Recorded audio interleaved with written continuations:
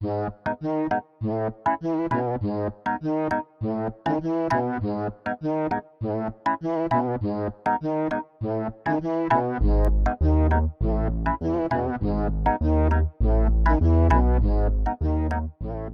right, guys, welcome back. Welcome back to what we do.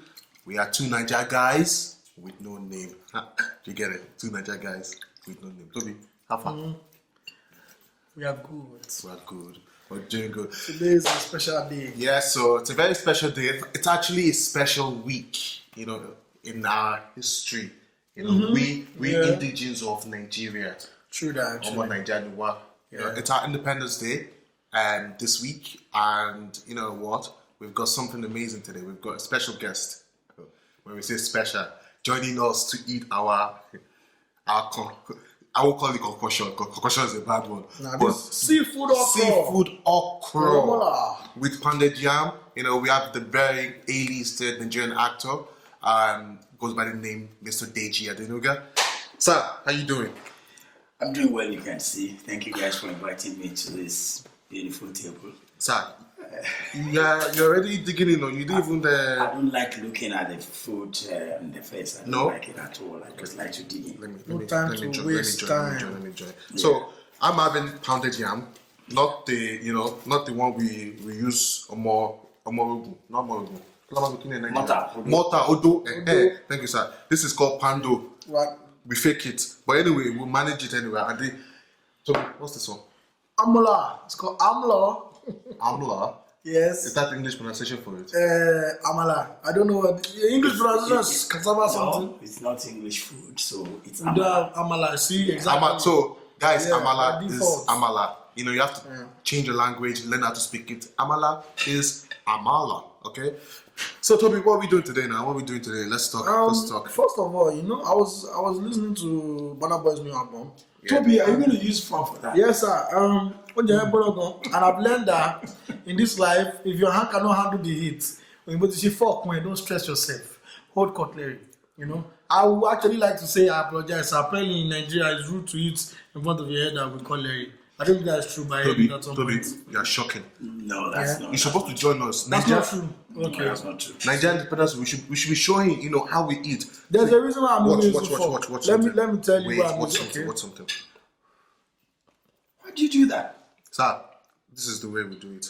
You see, everybody has their own preference. All the way we go, all the way. You see, but speaking about this Nigerian thing, right? So, Burna Boy in his album, he abused Mongo Park.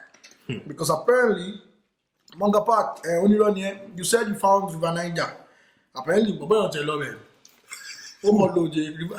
Park, who they said no. So apparently, the reason why it's a proof because in his script or whatever, you know what he wrote said Mongo Park, and I'm not sure if it's River Benue or something that they meet at some point. I got them at Tuashi Baba. On M50 at N11 yato. But you Tuashi Mongo Park now. So apparently it's a fact. I'm not sure. Wait, but let's hear from our fathers, to talk to us. Is that true? Before we go and attack Mongo Park. Interestingly, Burna Boy has his point. The river that you have been swimming in at the back of your house, and somebody comes one day and say, "I'm the one that's discovered it." So that's where Mongo Park erred. That's his error, and you know that he actually died on the River Niger at the Busa Rapid. And this is my own quarrel with the history that said he discovered River Niger. If he actually discovered River Niger, he should have discovered that there is a particular stone somewhere there under the river that could cause an accident that claimed his life. So, so Uncle would not have died. So, you know the way they say history. History is written by you. Then you put whatever you like into the history. When I'm writing my own history, I put whatever I like in the history, and we're writing the same history, but from your perspective. Yes. So you have your own perspective. I have my perspective. But again, for me, it is what we're fed with. But now that we have grown up and we're wiser, nobody can tell me that somebody came to discover the river that was right behind my back that I was already washing my clothes and I was bathing in and everything. The people around the River Niger, they knew that there was a river there. So, one question. Yes. Did you ever bath inside of one of those Nigeria river? You know the way they will show us in movies? Yeah, well, in my own village, right behind my house there, down there, we had a brook. And that's part of the childhood experience that I will never forget. So you can swim? Well, He didn't say he can swim. He said it. Oh, wait. Bath. Don't confuse swimming and bathing here. Two different things. My swimming experience is another story. story for another day, you know. Because, it's enough story. Let me not go there. But at the time we were bathing in the brook, it wasn't really swimming per se. You didn't need to be able to swim to bath in the brook. It was a bit shallow, all right. Yeah. But we all had that experience and we loved it. Wow. That's nice. So, sir, Nigerian Independence Day this week. Happy Independence, Nigeria 60th. That's a quite gone. Anyway. At some point, they called us full of 40. I remember that. Anyway, sir, I was watching something and it kind of surprised me a bit though that Niger company, is that what they called them, sold Nigeria to the British for like 83,000 pounds back then, which was big money. But now, how can you sold say Nigeria? Yeah, I don't know if it's true or not. You see, well, first of all, talking about the independence, I say happy anniversary to all Nigerians, home and abroad. Happy Independence Day. And I'm also grateful to you guys for bringing this to celebrate our Independence Day. This is what I call Nigeria for real, you know, our food, our culture. Shop knuckle. And so on and so forth. Yeah, well, chop knuckle here also. You know. I don't think I'm too old to chop knuckle. Ah, okay. If I can chop amala, I can as well chop knuckle, you know. So, yeah, the thing we were talking about, don't forget that it was the British that colonized us. And what company did you talk about now? I think they said they were Niger Delta or something like that. And now they're called Unilever or something It like that. wasn't Niger, there was Royal Niger Company. Royal Niger Something Company. like that, sir. So, I'll just say this to you. Don't bother your head about all the things that happened then. Look, if you came into my house, okay, let me say you came into my house to colonize me, to arrest me in my house, and then you decided, okay, you're going to give me freedom to take back my house again. You know, there will be some negotiation going on. We can decide that, okay, this antique in my house, you want it, but you don't want to just oppress me, so you're going to give me a token. So okay. that's So when that's you what look at happened. that in context of Royal Niger Company being sold to somebody and so on and so forth, you will understand what I mean. Okay. Yeah. Okay. That's So let's not bother our heads too much about all of that. Nigeria is much bigger than that. Unfortunately, we have not been able to harness our resources and come into that greatness that we're supposed to have come into ever since. So the Biafra War. Very interesting. I was there, you know. Yeah, right. I was there. Why? Actually, that's good. What happened? Like, I've never heard about that war from the perspective of Yoruba man. No, There's always Igbo people that tell me about that war. I've never heard about it at all. So Oh, yeah, I've heard a lot. Well, I just know I was there. well, if you want to hear about wars, In Nigeria, from the Yorubas, you'll be hearing about like Kiriji War. No, I want Biafra. Because Biafra, but is that Yoruba word to start with? No, it was a war between Nigeria and a part of Nigeria that wanted to split up. What did the Yorubas think about it or do about it? Our Yorubas were like Okomi. if anybody told you the story very well, they would have mentioned to you the roles that people like Abafemi Awolowo played in the war. You know, I heard he was in prison for 10 years. well, he was in prison. Well, that's another story for another day. You know, because if you want Want to hear Story Paul. There are stories. You know, Nigeria is 60. And before Nigeria became, before the amalgamation, in 1914 and before the independence in 1960, there was a place in existence, even though it wasn't called Nigeria. It was at the amalgamation that they called it Nigeria. So we have stories and stories and stories. If you want to hear stories about Nigeria, we're not going to be able to finish 0.05% of it on this table. What's one thing that you remember as a youth that time From the during the Biafra Biafra war? Is there one thing you can, okay, like did you guys stop going to school or was there something that, or it just didn't hear you people? You guys basically, you didn't even know it existed because you were not close to it. Biafra War, you wouldn't think that I'm that old to be able to be talking about Biafra War, except I'm talking about the things I read in the books. So, I was that old. I want you to them as looking here for me. Honestly, you think they were there? I'm going with me. I told you I was there now. I'm going to bed. So what part of Biafra War do you think I would have been in the middle of? What's about Bamisha? Because most of these people guys they're not that old, and the way they talk about it, It's like my uncle, Abi. no, they talk about it as if I want to go. Yeah, you see, that's why I said to you about history that it depends on who is writing the story, who is telling the story, and the person will always tell it from their own perspective. All right. You understand? If I want to tell you about Biafra War, I'll be telling you about Biafra War as a Yoruba man. Okay, so tell us. But it wasn't there. No, I wasn't there. Okay, tell us what you read in your own school. Because me, at the age of small, lots kidnapped people in Nigeria. So we didn't get to opportunity. So, small age just kidnapped me. To be honest with you, I'd rather not talk about Biafra War because I would be insulting the sensibility of a lot of people. Okay. Because it was an event that actually took place, a very sad event, very unfortunate, people died. And look, we don't need to, I would rather a historian, tells you the story about story, it rather not than me just telling telling you it from my own from your understanding, perspective. because I would be very biased. No, that is true. And that's not going to be nice. Okay. Yeah. So let's diverse a bit, right? Actually, Biafra, I learned about Biafra from a book. I think it's Chinwe Achebe, and also the movie Half of a Yellow Sun.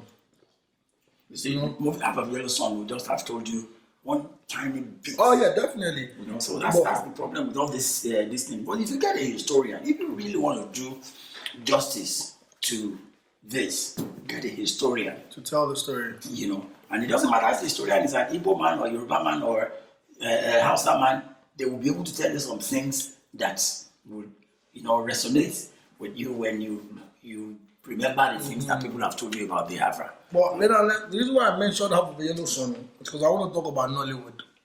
I mean, you are part of Nollywood, and I feel like, first of all, Nollywood, I have to tell people something.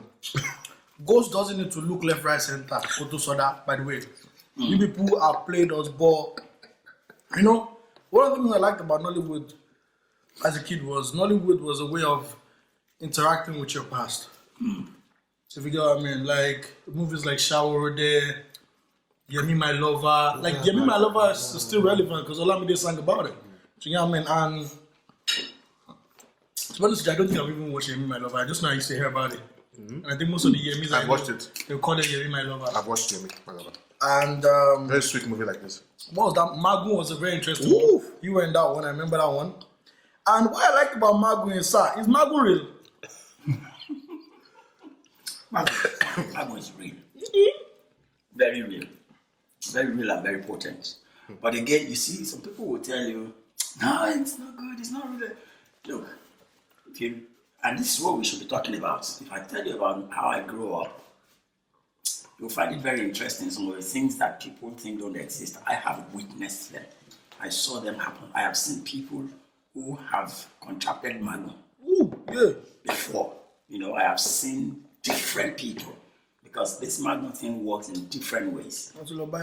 Yeah, so if a woman is laced with Magu and you go to have a carnal knowledge of that woman, you're in trouble.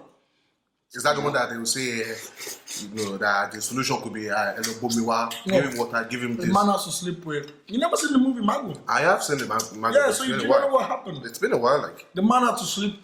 The guy that was in love with her had to sleep with her, risking his life. I thought that was like Romeo and Juliet in the hardest way. I would never risk my life for that, man. Because the Babala wasn't sure the guy would live or die. Yeah, but you see, again, I said I've seen people who contracted Magu, but I've not really seen somebody that was brought back to life. Oh, yeah? Oh, Yeah, so really? that part of the lady having to sleep with somebody, the Magu that was listed on that lady, nobody actually had a knowledge of that, kind of knowledge of that lady. Oh, Magu in the class. So the Magu then would not work on the man because no man came to her, but the Magu would now affect her, yeah. So to now bring an antidote to that. That's why the Babalawo was, after performing different rituals and sacrifices and everything, now need somebody still to have, a kind of knowledge, of the lady after the sacrifice and everything. You guys don't even remember that they said you don't eat and talk. You don't talk when you're eating. Sir. And you guys didn't let me enjoy. Sir, we are two Nigerian guys. We don't waste time. But on this show, we multitask. The eating and talking is what gingers the food. You see this crab, this seafood, okra, this thing is really, really fantabulous. Shout out to the provider. I don't know if they paid you to do that. We'll just call them. That's why you mentioned the name. Yeah. Call them the provider. But it's lovely, to be honest. I'm really enjoying it. You see, I'm eating as if I'm not on camera. I don't pretend about the food that I enjoy if I really enjoy it. Sir, one other thing about Nollywood movies that really gets me going mad is when they're trying to shoot a gun. They will not carry the gun like this. You hear, ooh, ooh, ooh. But rather than seeing actual gun, what you see is banger. Not even banger. You just see like effects of stars. Oh yeah. I'm like, really? In movies, there are movie makers, there are actors, real serious actors, there are comedians. And it's the same with producers. There are producers who are serious with productions, they do their research works, their technicalities are bam. And those are the kind of productions that critics will want to sit down and watch and analyze. But there are some that are just wishy-washy, and these are the ones that you usually come in contact with most of the time, and you judge Nollywood with that. Okay. Nollywood is way above all what those, we see. Immature productions and so on and so forth. Speaking of Nollywood, go on, sorry. You talked about some of the productions you saw me in. You talked about Magu, you talked about Oleku, you talked about productions like that. Yeah, Magu is a classic. Speaking of Nollywood again, another thing I want to go by is, I don't know if this is true. I heard the first Nigerian movie was made by a Yoruba man. I could be wrong. But do you remember the first Nigerian movie you watched? That I watched? Yeah. Where's your crab? Sorry, sir. Where's your crab? What's your own, my crab? I don't know crab. Man, where do I start? When you watch a man berry, my worry. But sir, do you remember the first Nigerian movie you watched? Jenny Yami. Yeah. What does it talk? Let's interpret that. Jenny Yami. I would say that. It means we'll put it in context. Let me tell you something for your archives. The acclaimed first Nigerian movie, I don't know if it's self-acclaimed now, the acclaimed first Nigerian movie will be Living in Bondage, right? But that's not the first. The one I know, that's the claimed one, yeah. Okay. You see the movie I mentioned to you? Yeah. There's a guy called Arumire of blessed memory now. Arumire had been making movies. Neck videos. Then the manager who owned Neck Video then had a company and was selling videotapes. Videotapes had been in use way before we started thinking of home videos and so on and so forth. So he was doing that, and he was a very rich, prudent merchant.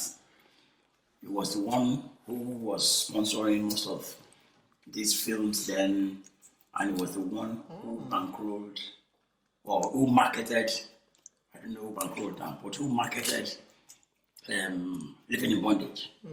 And the movie went so wild and wide. And that was the movie that many people saw, and they didn't remember even the few people that saw all the other ones that came before them. So if you ask me, I would say the home movie that actually popularized Nollywood, yeah, it's right to say Living in Bondage. Yeah. But there had been home videos before Living in Bondage. Okay. I have to say something though. We're seeing a lot of Nollywood movies now on Netflix. What do you think about that? See what? A lot of Nollywood movies on Netflix. Do you know Netflix is Nigeria now? Yeah, Netflix Nigeria. I like that because the reason why I like it, for example, there's a new Living in Bondage. There's on Netflix. It's not new. It's a sequel to. It is. But a lot of people only found out about the first one because of the one on Netflix. Yeah. Like So- I didn't even know the first one. Yeah, but we have to put the record To be straight honest, for them. Yeah. I'm not even sure if I actually watched Living in Bondage. Oh, the sequence is good. No, the new and the old one. I'm not sure. So I must catch up on it then. But there's a reason why I'm not trying to be tribalistic or anything, but the reason why I asked that question was because, according to my research, I was told that the way Nollywood started was with the Yorubas doing theatre, and apparently they used to be this Yoruba man who was really good.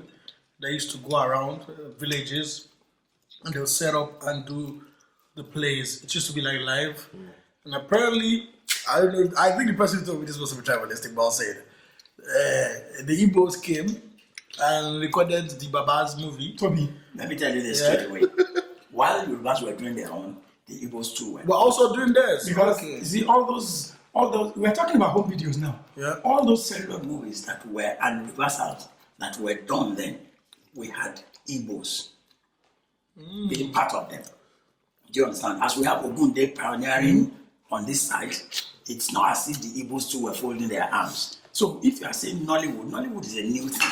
But if you are saying Nigerian film industry, film industry, yeah. yeah, well, you also need a historian All right, so tell us be that. able to tell you what actually happened. Wow. People who won't be biased. I feel like we need a lot of Is it true Ogunde was like the who's the number one? Ogunde was like the Idrisaba of air. Apparently, they said ladies used to trip over Ogunde. He used to apparently the guy had like 20 wives or something. Like women used to flock over him, and he had a nice car when he was driving by. People were like, oh my God, Ogunde. 20 wives. I'm not sure. He must but have like apparently 100 they said he had children a as lot of well. wives. Obagunde was a handsome man. Really handsome man. See those you. Really handsome man with a gap in his teeth. Confirm. Handsome man, Hubert Adede Hunde. Handsome man, and there were other handsome men too in his era, but they would be like a subordinate because he was a great pioneer, was a great legend, he was a great theater leader, in Yoruba and in Nigeria, So yeah, if you talk about how many wives he had, I don't want to even count. Yeah. But I know that yes, because he's a handsome man, he was a handsome man, very rich and very, very industrious. Women were tripping all over him. I must say, this is my first time eating the lobster. The lobster and the crab. It's This is crap. crap. This is my first time eating the crab. Really? And I am, You know the brook I said I'm to you. smashing it. The brook I said to you that we were swimming in. We also got crabs around them. Oh, yeah. I'm smashing it. I feel like this year we've learned a lot about Nigerian history. Like, for example, there was a video of dolphins passing near Dolphin Estate, apparently. And they said that the place is called Dolphin Estate because back in those days, Dolphin were passing by. dolphins actually used to pass by. It's mad. But they said they used to kill them. So that's why they did not come there anymore. But they said something about the waves or tide, so they had to go by that place that time. Now, that's why it was good to learn about history, It's good. And I must say thank Thank you. you very much, guys. Thank you for this sumptuous seafood. Thank you very much for coming down. Yeah, guys. We want to wish every Nigerian a happy Independence. If you're not Nigeria, celebrate with us. If you're in Nigeria, celebrate with us. Corona is still out there, so be careful. Don't over celebrate. Protect yourself. Wear face masks. Keep 2 meter distance. Wash your hands. Toby, sorry. I'm going to continue. Do the necessary guidance that's been given to you guys, and let's have a great week, great day of celebration. You know who we are? 2 Nigeria guys with no name. Catch you guys soon. Happy Independence, Nigeria. This one is for you. This swallow.